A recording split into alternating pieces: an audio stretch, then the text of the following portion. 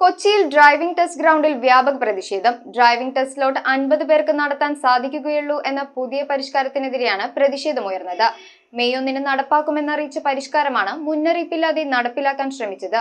Slot ലഭിച്ച സ്ഥലത്തെത്തിയ പലർക്കും ടെസ്റ്റ് നടക്കാൻ സാധിക്കില്ലെന്നറിഞ്ഞതോടെ പ്രതിഷേധം കൂടുതൽ ശക്തമായി. ഏകപക്ഷീയമായി 50 എണ്ണമാക്കി ചുരുക്കിയ സ്ലോട്ട് പിൻവലിക്കണമെന്നായിരുന്നു ഡ്രൈവിംഗ് സ്കൂളുകാരുടെയും ടെസ്റ്റിനെത്തിയ ആളുകളുടെയും ആവശ്യം. ടെസ്റ്റ് ഗ്രൗണ്ടിൽ നടന്ന പ്രതിഷേധത്തിനിടെ ടെസ്റ്റിനെത്തിയവരും പോലീസുമായി വാക്കേറ്റമുണ്ടായി. സ്ലോട്ട് ലഭിച്ച സ്ഥലത്തെത്തിയവരിൽ പലർക്കും ടെസ്റ്റ് നടത്താൻ സാധിക്കാതായതോടെയാണ് സ്ഥലത്ത് കൂടുതൽ സംഘർഷമുണ്ടായത്. കഴിഞ്ഞ ദിവസം RTOമാരും ജോയിന്റ് RTOമാരും ഓൺലൈനായി യോഗം വിളിച്ചതിലാണ് മന്ത്രി പുതിയ പ്രഖ്യാപനം നടത്തിയത്. തുടർന്ന് RTOമാർ എല്ലാ ഓഫീസുകളിലേക്കും സന്ദേശം കൈമാറി. എന്നാൽ ഇക്കാര്യം ടെസ്റ്റിന് വരാൻ തയ്യാറെടുത്തവരെ അറിയിക്കാൻ മാർഗമില്ലാതായതോടെയാണ് മോട്ടോർ വാഹന വകുപ്പ് കുടുങ്ങിയത്. ഇന്നലെ രാത്രി നമ്മുടെ മന്ത്രി പറഞ്ഞു 50 ടെസ്റ്റ് നടത്താൻ പറ്റും.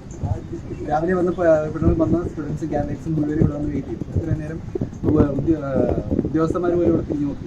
മെയ് 1 മുതൽ നടപ്പാക്കുമെന്ന് അറിയിച്ചിരുന്ന പരിഷ്കാരം മുന്നറിയിപ്പില്ലാതെ പെട്ടെന്ന് നടത്തിയതിനെതിരെയായിരുന്നു പ്രതിഷേധം. മന്ത്രിയുടെ തീരുമാനം നടത്തുന്നു തന്നെയാണ് പറയുന്നത്. മെയ് 1 മുതൽ ടെസ്റ്റ് കർശനമാക്കും തന്നെയാണ് പറയുന്നത്. നമ്മൾ ഇന്നലെ രാത്രിയാണ് സംഭവം അറിയുന്നത്. ഈ ഇത്തരം പേരെ വെച്ച് 120 പേർക്ക് ഡേറ്റ് കൊടുത്ത് 50 പേരാക്കി കുറച്ചതുകൊണ്ട് വളരെ ഭയങ്കര ബുദ്ധിമുട്ടിലായിരുന്നു. രാത്രി ശരിക്കും പറഞ്ഞാൽ നമുക്ക് ഇത് അറേഞ്ച്മെന്റ് ചെയ്യാനും എല്ലാ കാര്യങ്ങൾക്കും ഭയങ്കര ബുദ്ധിമുട്ടായിരുന്നു. രാവിലെ ഞങ്ങളെല്ലാ ട്രാൻസ്പോർട്ടുകാരോടും വന്നു ഇവിടെ എന്താണെന്ന് അറിയാൻ വേണ്ടിയാണ് വന്നത്. സത്യത്തിൽ നമ്മളിപ്പോൾ സാർ വന്നപ്പോൾ നടത്താമെന്നാണ് പറയുന്നത്.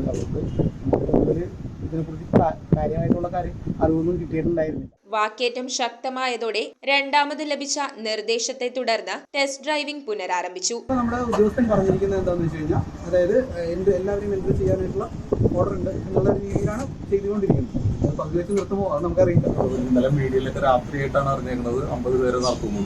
പക്ഷേ ഇപ്പൊ രാവിലെ ഈ നേരത്ത് സാർമാർ വന്നിട്ട് പറയുന്നത് നടത്തുന്നു പറയുന്നത്. ഇനി അടുത്ത ദിവസം ഇനി എന്താണ് സംഭവിക്കുന്നത് ഒരു ആശ്ചര്യത്തിലാണ് നിൽക്കുന്നത്. News bureau, Kochi. 300-ലധികം ഡിഷസുകളാണ് സോൾട്ട് നിങ്ങൾക്ക് ഒരുക്കിയിരിക്കുന്നത്. അതിൽ നാടൻ മുതൽ ചൈനീസ്, അറബിക്, മലായി, സ്പാനിഷ് ഇതെല്ലാം നിങ്ങൾക്ക് കൊച്ചിക്കായലിന്റെ സൗന്ദര്യം ആസ്വദിച്ചിരുന്ന് കഴിക്കാം.